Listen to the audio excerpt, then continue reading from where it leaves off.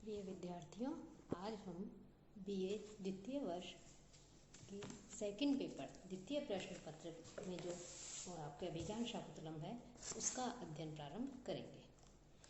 कि द्वितीय प्रश्न पत्र जिसका के नाम नाटक, अलंकार, छंद एवं संस्कृत साहित्य का इतिहास है। नाटक के अंतर्गत इसमें कालिदास रचित अभिज्ञान शाकुंतलम आपके कोर्स में है। ये कालिदास के द्वारा रची गई रचना है। कि कालिदास जो है वो उन्होंने बहुत से ग्रंथों की रचना की है। उनमें अभिज्ञान शाकुंतलम भी एक प्रसिद्ध ग्रंथ है, नाटक है। महाकवि अपने काव्यों या नाटकों का जो नामकरण करते हैं वो नायक नायिका के नाम पर रखते हैं अथवा वर्ण्य विषय या किसी घटना विशेष के आधार पर जो काव्य या नाटक का केंद्र बिंदु होती है। शाकुंतल में दुर्वासा मुनि के शाप से विस्मृत शकुंतला का स्मरण नायक दुष्यंत को मुद्रिका रूपी अभिज्ञान के द्वारा होता है। अतः इस नाटक का नाम अभिज्ञान शाकुंतल है। अभिज्ञायते अनेन इति अभिज्ञानम कि अभि उपसर्ग पूर्वक या धातु से करण अर्थ में करणाधिकरणयोश्च सूत्र से ल्युट प्रत्यय करने पर अभिज्ञानम शब्द बनता है। कि जिसके द्वारा पहचाना जाए उसे अभिज्ञान कहते हैं। कि शकुंतला अधिकृत्य कृतम नाटकम शाकुंतलम, यहाँ पर अधिकृत्य कृते ग्रंथे इस सूत्र से अण प्रत्यय हुआ है। अभिज्ञान प्रधानम शाकुंतलम अभिज्ञान शाकुंतलम, शकुंतला विषय के नाटक जिसमें अंगुलियक रूपी अभिज्ञान प्रधान है वह अभिज्ञान शाकुंतलम है। तो इस प्रकार से अभिज्ञान शाकुंतल जो है इसके विषय में जो नामकरण है इसको लेकर के चर्चा की गई है। अभिज्ञान शाकुंतल का कथानक महाभारत के शकुंतलोपाख्यान से लिया गया है।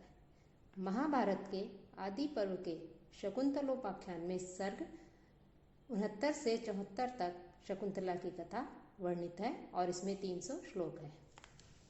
महाकवि कालिदास ने महाभारत के शकुंतलोपाख्यान की कथा के आधार पर ही अभिज्ञान शाकुंतलम की रचना की। महाकवि ने अपनी नवोन्मेष शालिनी प्रतिभा के बल पर महाभारत की नीरस कथा को सजीव एवं सरस बना दिया। साथ ही महाकवि ने मूल कथा में कुछ परिवर्तन करके कथा वस्तु को रोचक, उपयोगी तथा उद्देश्य युक्त बना दिया। अपनी नाट्य प्रतिभा तथा अप्रतिम कल्पना के सहारे केवल 5वें अंक तक पहुंचने वाली महाभारत की नीरस एवं निर्जीव कथा को सरस एवं सजीव बनाकर महाकवि कालिदास ने 7वें अंक की सुखद मंजिल तक पहुंचा दिया है। तो इस प्रकार से अभिज्ञान शाकुंतल जो है ये महाकवि कालिदास द्वारा रचित है और इसमें 7 अंक हैं। साथ ही साथ इसमें बहुत से पात्र हैं। कुल मिलाकर के इसमें देखा जाए तो करीब 40 से 45 के बीच में इसमें पात्र हैं। इसके अतिरिक्त कुछ पात्र ऐसे भी हैं जो रंगमंच पर उपस्थित नहीं होते किंतु उनके संवाद हमें सुनाई देते हैं या उनका कार्य होते हुए हमें पता लगता है। वे पात्र हैं जैसे दुर्वासा ऋषि हैं, हंसपादिका, वैतालिक, मेनका, वसुमती, अमात्य आदि। साथ ही साथ जो मनुष्यतर पात्र हैं कि मनुष्यों के अलावा भी कुछ इसमें पात्र हैं जैसे मृग, भ्रमर, लता, वृक्ष, वन, देवता, कोकिल आदि। इनका भी जो है इनमें वर्ण ये इसके कालिदास द्वारा रचित जो नाटक है इसमें ये पात्र हैं। मुख्य रूप से इसमें पात्र हैं, इसका जो नायक है वो दुष्यंत है और नायिका शकुंतला है। इनके अतिरिक्त महर्षि कर्ण, गौतमी, विदूषक, शारंगरव, शारद्वत, अनसुईया, प्रियंवदा आदि जो हैं ये इसके और भी पात्र हैं। तो इस प्रकार से इसके अभिज्ञान शाकुंतलम जो नाटक है इसके नायक दुष्यंत हैं और नायिका जो है शकुंतला है और ये नाटक 7 अंकों में विभक्त है। कि अभिज्ञान शाकुंतलम इसका जो प्रथम अंक है इस अंक में बताया जाता है कि इसके जो प्रारंभ में जो प्रस्तावना है उस प्रस्तावना में सूत्रधार एवं नटी इनके वार्तालाप से यह विदित होता है कि कालिदास विरचित नवीन जो नाटक है शाकुंतल, उसको यहाँ रंगमंच पर खेला जाना है, प्रस्तुत किया जाना है। ग्रीष्म ऋतु का प्रारंभ है। सूत्रधार नटी आकर के जो है नाटक का प्रारंभ करते हैं। नाटक के प्रारंभ में दिखाया जाता है कि जो राजा दुष्यंत है वो अपने राज्य से शिकार खेलने के लिए वन में जाते हैं और वन में वह महर्षि कर्ण, जो कर्ण है, उनके आश्रम में प्रवेश करते हैं। महर्षि कर्ण के आश्रम में प्रवेश करने के पश्चात जो शकुंतला है उससे वो मिलते हैं। राजा अपना परिचय देते हैं और वो शकुंतला के ऊपर आसक्त हो जाते हैं। वार्तालाप करके उनकी सखियों के द्वारा उन्हें ये पता लगता है कि जो शकुंतला है यह विश्वामित्र और मेनका की पुत्री है, न कि महर्षि कर्ण की है। महर्षि कर्ण ने तो केवल इसका पालन पोषण ही किया है। तो दुष्यंत को जब निश्चय हो जाता है कि शकुंतला ब्राह्मण कन्या नहीं है और ब्राह्मण कन्या न होने के कारण उसके साथ विवाह किया जा सकता है, क्योंकि राजा दुष्यंत जो है वो क्षत्रिय थे। इसलिए जब उन्हें स्पष्ट हो जाता है कि शकुंतला भी क्षत्रिय है तो इसके साथ विवाह कर सकते हैं, तब जो है वो शकुंतला दुष्यंत के प्रति आकर्षित हो जाते हैं और शकुंतला जो है वो भी दुष्यंत के प्रति एक तरह से आकर्षित हो जाती है। द्वितीय अंक में राजा जो है वो विदूषक और सेनापति जो है उनकी जो शिकार संबंधी जो प्रसंग है उसको वहाँ पर उपस्थित किया गया है, आखेट को उपस्थित किया गया है कि विदूषक जो है वो शिकार को लेकर के बहुत अधिक व्यथित है, परेशान है, वो उससे बचना चाहता है। तो द्वितीय अंक में राजा दुष्यंत जो है वो विदूषक जो मांडव्य है उससे शकुंतला के विषय में बात करते हैं, उसके प्रति अपने अनन्य प्रेम को प्रकट करते हैं और विदूषक को सेना के सहित वापस राजधानी लौटा देते हैं और स्वयं वहीं रुक जाते हैं। तृतीय अंक में शकुंतला दुष्यंत के प्रति आसक्त है और इसी कारण वो अस्वस्थ भी है। शकुंतला और महर्षि जो कर्ण है वो शकुंतला के जो अशुभ ग्रह थे उनकी शांति के लिए सोमतीर्थ गए हुए थे, तो उनकी अनुपस्थिति में ही दुष्यंत और शकुंतला जो है वो गांधर्व विवाह कर लेते हैं। कि हमारे शास्त्रों में जो है 8 प्रकार के विवाह कहे गए हैं, उसमें गांधर्व विवाह को भी मान्यता दी गई है, जिसे कि प्रेम विवाह भी कह सकते हैं, तो वो गांधर्व विवाह कर लेते हैं।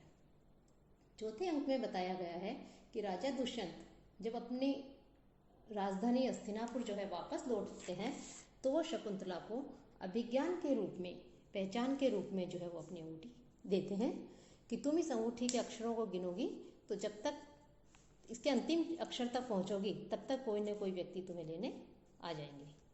तो शकुंतला जो है उस अंगूठी को लेकर के और दुष्यंत के विषय में जो है सोच रही होती है, उसके विषय में जो है ध्यान कर रही होती है कि इसी बीच दुष्यंत तो वापस हस्तिनापुर लौट जाते हैं, लेकिन शकुंतला दुष्यंत के प्रति प्रेम के कारण आसक्त है, उन्हीं का ध्यान कर रही है।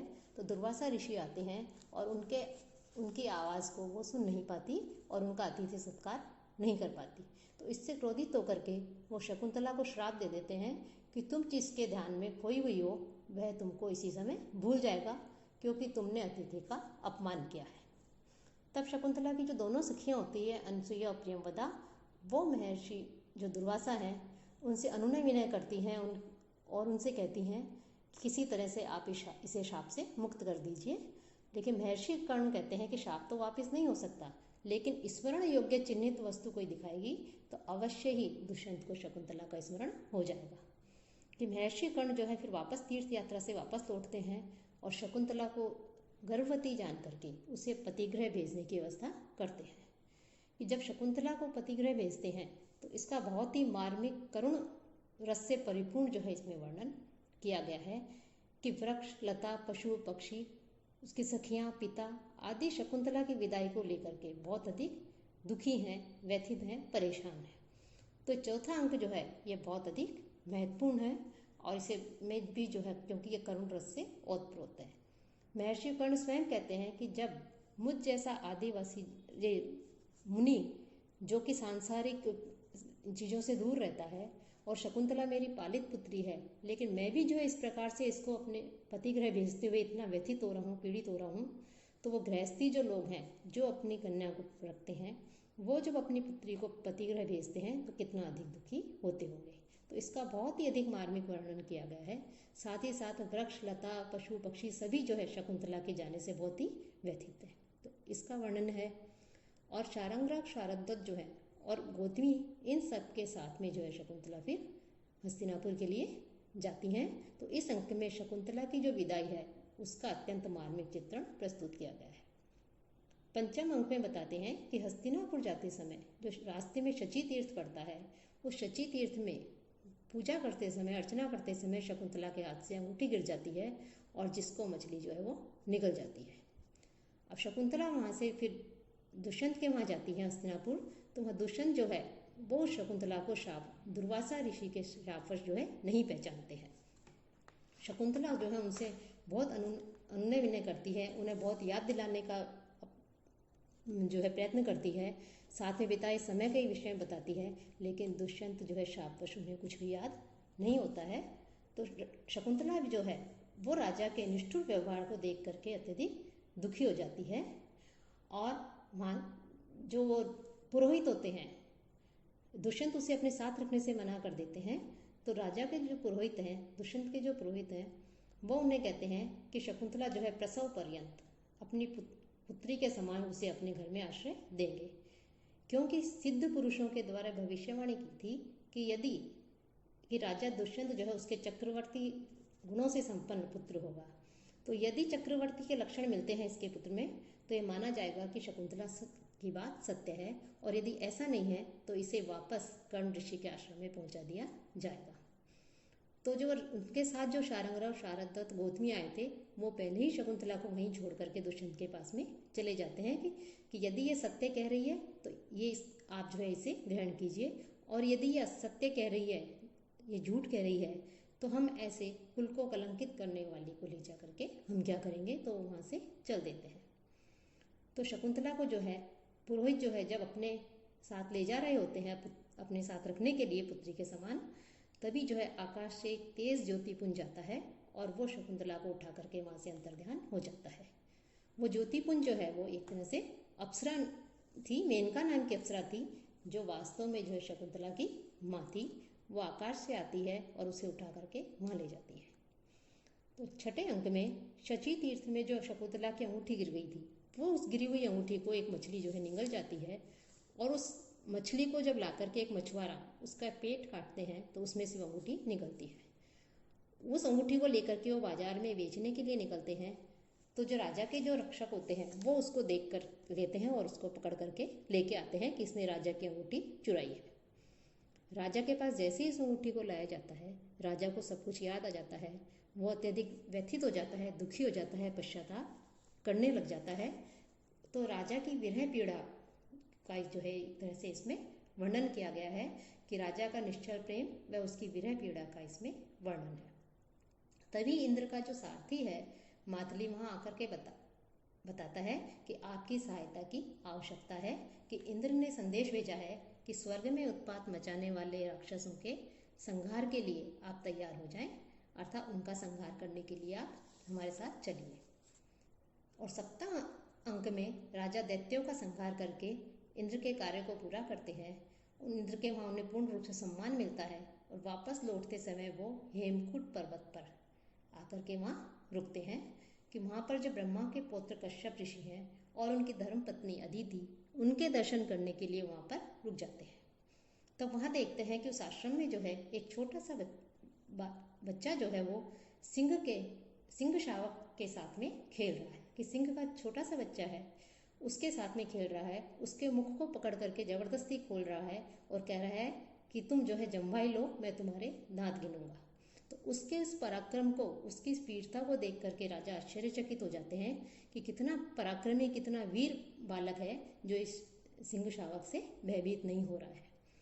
तो जब वो बालक जो है वो सिंह शावक के साथ में खेल रहा होता है, तभी उसके हाथ में एक अपराजित नाम की औषधि बंधी हुई रहती है, वो गिर जाती है। राजा उसे उठा लेता है।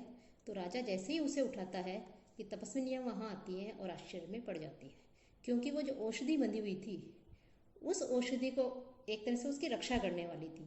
और ये कहा गया था कि माता पिता तथा स्वयं के अलावा यदि कोई उस औषधि को उठा लेगा तो वह औषधि सर्प बनकर उसे डस लेगी, अर्थात उसकी मृत्यु हो जाएगी। लेकिन राजा जब उसको उठाता है तो उसके कुछ भी नहीं होता है। तो तपस्विनी आश्चर्यचकित हो जाती हैं और दौड़ करके शकुंतला के पास में जाती हैं और उसे सब कुछ बताती हैं। तब शकुंतला आश्रम से बाहर आती है। वो शकुंतला और दुष्यंत का पुत्र सर्वदमन होता है। तो वो दोनों बाहर आती हैं और वो दोनों का मिलन होता है कि योग बल से जो महर्षि कश्यप होते हैं वो भी शाप की बात को जान लेते हैं और उनको अवगत करा करके दुष्यंत और शकुंतला का मिलन करवाते हैं। अंत में मारीच पुत्र सहित दोनों को आशीर्वाद देते हैं और विदा हो वो वापस जो है हस्तिनापुर के लिए जो है फिर वो विदा हो जाते हैं। तो इस प्रकार से ये 7 अंकों का आपके नाटक है। ये कालिदास की एक अनुपम कृति है। इस नाटक का नाम अभिज्ञान शाकुंतलम इसीलिए रखा गया है कि पहचान का चिन्ह जब शकुंतला अंगूठी दिखाती है तब दुष्यंत को जो है शकुंतला की पहचान होती है। तो ये अभिज्ञान शाकुंतलम नाटक के 7 अंकों के विषय में हमने आपको संक्षेप में बताया। अब हम अगले व्याख्यान में प्रथम अंक से प्रारंभ करेंगे।